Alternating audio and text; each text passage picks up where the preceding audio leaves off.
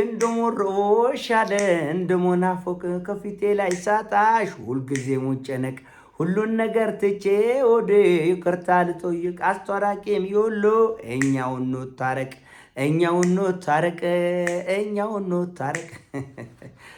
ሰላም እንዴት ናችሁ? በያላችሁበት ሁሉ ነገር ሰላም ነው። አሸይና እንዴ ያላችሁ እሞኝላችሁ ለብዚስ ጉን ብሎ ወደች ላይክ እና ሼር እያደረጋችሁ ሐሳቦቻችን ለብዙዎች አከፍሉ። ለዚህ ሁሉ አመሰግናችኋለሁ። ሐሳቡ ሲሞቻችሁ እንደለመዳችሁ 3000 ላይክ እንድትጎጭኝ ቦቶቶና አጎብዛችኋለሁ። መግቢያው ላይ የሰማችሁት ወፋር ግፍ የሆነ ድምጽ ይሄ መረዋ ድምጽ እኔ በጉል ጥረቴን ያመጣሁት መንግስትና ህዝብ ቢረባረብበት ደግሞ ይሄ ድምጽ የቱየለሌ ደረጃ ይደርሳል ተብሎ ይገመታል። ዛሬ ዲዛይናችን ዘላችሁ ወጣ ነው ሱፐር ዜና ወጡ አንድ አማራላት ሴት ከአሜሪካ ወደ ኢራን የተመላለሱት አዲሱ የኢራቅ ጠቅላይ ሚኒስተር የይቅርታና የንታረቅ ደብዳቤ ይዘው ነው ወደ ኢራን የሄዱት ሲል ዘ ኒውዮርክ ታይምስ ዘግቧል። ይሄ እጅግ በጣም አስገራሚ መረጃ ነው። እኔም ጠርጥሬ ነበር። መተቃቀፉ ሲበዛ ፍቅሩ በጣም ሲበዛ የሆነ ጉዳይ እንዳለ ጠርጥሬ ነበር። ዘ ኒውዮርክ ታይምስ በትናንትናው ዕለት ይዞት የወጣው መረጃ እንደሚያመላክተው ከሆነ የኢራቁ አዲሱ ጠቅላይ ሚኒስተር ከአሜሪካ ከዶናልድ ትራምፕ ወደ ኢራን ይዞት የሄዱት የይቅርታ ወይም ደግሞ የፍቅር የንታረቅ ደብዳቤ ነው ብለዋል። እኔ ቪዲዮንም ራሱ ሳየው በጣም ተጠራጥሬ ነበርና መተቃቀፉ ትንሽ በጣም የወረታ መተቃቀፍ ነው። እስቲ እንየው መተቃቀፉ። ይሄ የኢራቅ ጠቅላይ ሚኒስተር እንዴት እንደሚስሙት ፔዜሽኪያን የኢራኑ ፕሬዝዳንት ማለት ነው። አጥብቆ ነው የሳመው ጥልቅ ባለ ፍቅርና ደብዳቤ ይዞ ሄዳሉ። ከትራምፕ ከአሜሪካ ወደ ኢራን የእንታረቅና ጉዳዩን በፍቅርና በመተቃቀፍ እንፍታው የሚል ደብዳቤ። ከዚህ በፊት የነበሩት አስታራቂዎች እነ ፓኪስታንም ጭራሽ ወደ ጦርነት እየሄዱ ነው። እነ ኳታርም እነ ኦማንም ተቀጥቅጠዋል። እና ማን ያስታርቅ ሲጮንቀው ጊዜ ትራምፕ ይሄን የኢራቅ አዲስ ጠቅላይ ሚኒስተር ወደ ኢራን በመላክ የፍቅር ደብዳቤ ልኳል አሉ። እና እነሱ በጎን ይቀጠቅጣሉ፣ በጎን የእንታረቅ ደብዳቤ እየላኩ ነው ያለው። ይህ ነገር ምን ያክል አዋጭ ነው የሚለውን ራሳቸው አሜሪካኖቹ ነው የሚያውቁት። በነገራችን ላይ ዛሬ ሌሊት ለመጀመሪያ ጊዜ ከባህረ ሰላጤ አገሮች ለመጀመሪያ ጊዜ ኢራን ላይ ጥቃት ተሰንዝሯል። የባህሬን እና የኩዌት የጦር ጀቶች ኢራንን ደብድበዋል። አታምኑም? ኢራንን ደብድበዋል። ሲጀመር የእስራኤልና የአሜሪካ የጦር ጀቶች ከ400 በላይ የሚሆኑ የጦር ጀቶች በጥምር ኢራንን ላለፉት ወደ 4 ወር 5 ወር በላይ ደብድበዋል።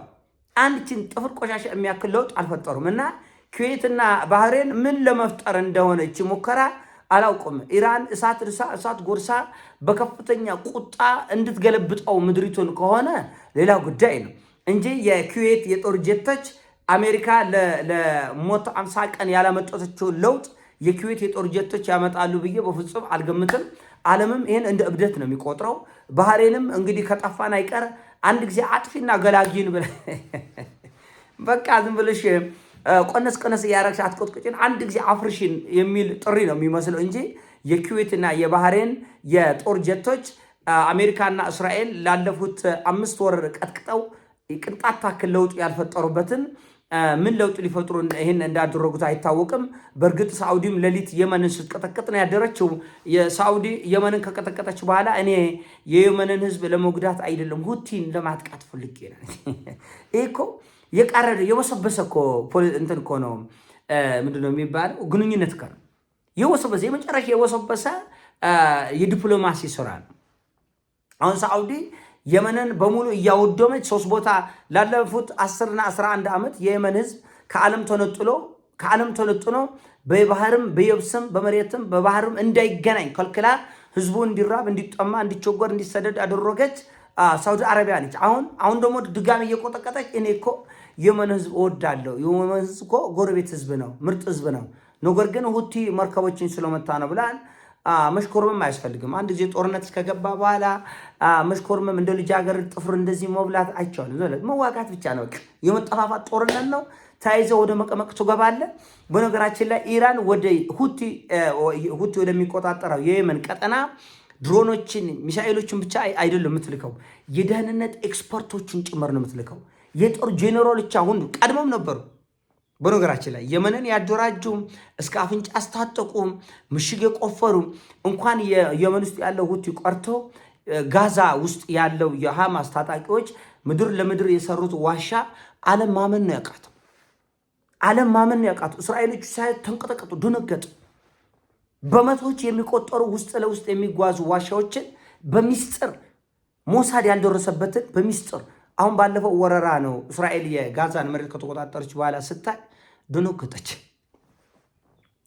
እስራኤል እጅግ በጣም የተራቀቁ ዋሻዎችን፣ የሚሳኤል ማከማቻዎች፣ የድሮን ማደራጃዎችን፣ ማምረቻዎችን እና ሁቲ እኔ ከኢራን ምንም እንትን የለኝም ግንኙነት የለኝም ብሏል።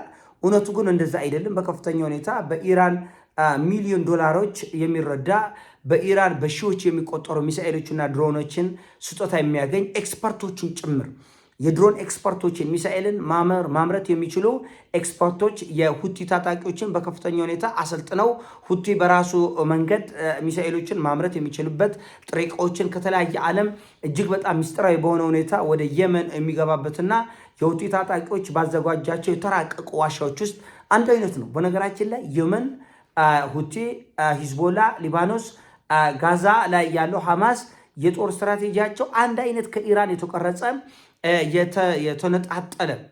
የተነጣጠለ በተለያዩ ቦታዎች ላይ የተከፋፈለ የተራቀቀ የራሱ እዝ ያለው ሰራዊት የሚመራ አንድ አይነት ልክ ኢራን የምትመራበት አይነት ወታደራዊ ስልት የሚመራ በመሆኑ ሁቲን ለማጥቃት እጅግ በጣም አስቸጋሪ በተበጣጠሰ ሁኔታ በተለያዩ ስፍራዎች የራሳቸውን ሚሳኤሎችና ድሮኖች ያደራጁ የጦር ኃይሎች የሚንቀሳቀስ ነው።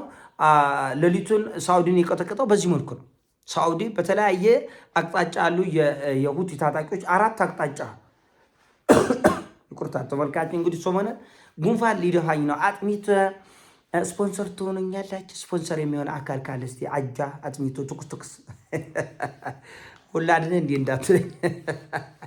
ኤኒዌይስ ሰሞኑን ትንሽ ጉንፋን አንኮሻክሾኛል። ይሁን ተመስገን ነው።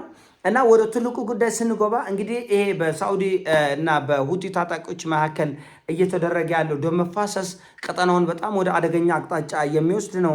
በዚህ ጉዳይ ላይ እንግዲህ ሌሎችም ሀገሮች ሊገቡ ይችላሉ። አውሮፓውያኖችም በዚህ ጉዳይ ላይ ገብተው ቀይ ባህር መንቀሳቀሻችን መግቢያ መውጫችን ነው፣ ሊዘጋ አይችልምም አይገባውምም፣ እኛም ተዋክተን ይህንን ቀጠና እናስከፍታለን የሚል እሰጥ አገባ ሊኖር ይችላል። ጦርነቱ አድማሱን የማስፋቱ ጉዳይ ምንም ጥያቄ የለው። ምንም አሜሪካ ብቻዋን የምትወጣ ባለመሆኑ ሌሎች ኃይሎች በዚህ ጉዳይ ውስጥ ይገባሉ።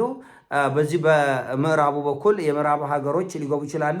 በምስራቁ በኩል ደግሞ እነ ቻይና እና እነ ራሽያ እነ ሰሜን ኮሪያ ይገባሉ። በነገራችን ላይ በተቻለ አቅም ከመጋረጃው በስቶ ጀርባ ሆኖ ነው መጫወት የሚፈልጉት ቻይኖቹ። ፊት ለፊት ጥርስ አግጦ አይን አፍጥጦ ወደ ፊት ለፊት ውጊያ ለመግባት ቻይኖቹ ፈቃደኞች አይደሉም። በራሽያ በኩል ከፍተኛ ፈቃደኝነት አለ። ለምን?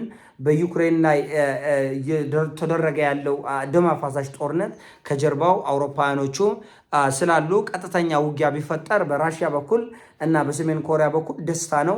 በቻይና በኩል ግን ከመጋረጃው ጀርባ ሆነን እናዳቃቸውና የግድ ሲሆን ደግሞ ወደ ፊት ለፊት እንወጣለን የሚል አቋም ነው ያለው። የሆነ ሆኖ ከፍተኛ የሆነ የኢንቴሊጀንስ መረጃች ማነው ለዚ ትንተዋተፍከ ለዚ መረጃ ለአፌኮ ትንተዋተና የመረጃዎች የሳተላይት መረጃዎችና የደህንነት መረጃዎችን ከቻይና እና ከራሽያ በከፍተኛ ሁኔታ እየተቀበሉ ነው ያሉት።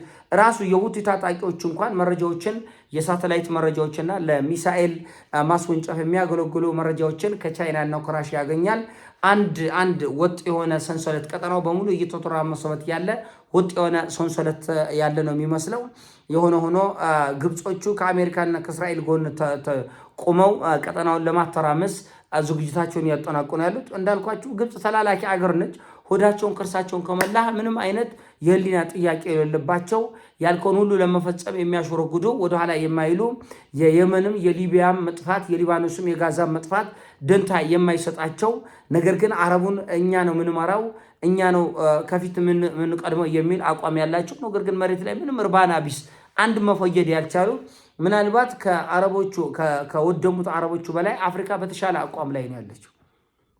ሶሪያን ባየበት፣ የመንን ባየበት፣ ሊቢያን ባየበት ሌሎች የአፍሪካ አገሮች እንዲሁም የተሻለ አቋም ላይ ያሉበት ምትል ነውና ግብጾቹ አረቡን ዓለም ለባርነት ለሞትና ለእልቂት ለውድመት አሳልፈው እየሰጡ ይመስላል። ይሄን አሳው ነው። አሳው ሲሞቻችሁ ላይክ አርጉ፣ ሼር አርጉ። ቢሰጪ ለምትሰጡት ሐሳብና አስተያየት ከልቤ አመሰግናችኋለሁ። በያላችሁበት መልካም ቀን ይላችሁ። ፒስ